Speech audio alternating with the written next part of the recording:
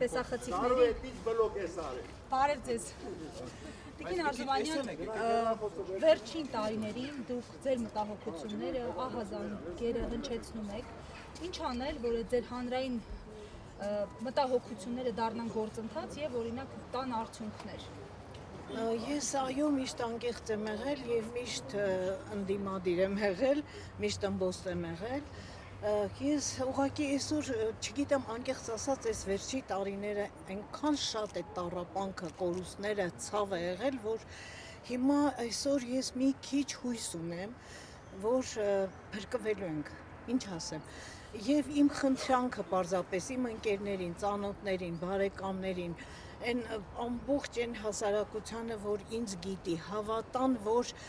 լավ է լինելու, փրկվելու ենք, բայց պետք է անպայման գնան ընտրությունների, անպայման,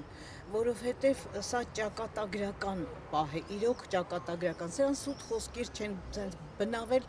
պարզապես հռետորական բաներ չեն, արտահայտություններ չեն, այսօր մենք լինել չլինելու հարցի առաջ են կանգնած, ամենայն լրջությամբ, և շատ պետք է բոլորս մտահոգ լինենք մեր հայրենիքի գոյության համար, մեր ապագայի համար, մեր ապագա սերունդների համար, մենք իրավունք չունենք անտարբեր լինել,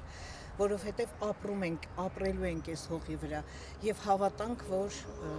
ամեն ինչ լավ է լինելու, ինչ ասեմ։ Շնորհակալություն։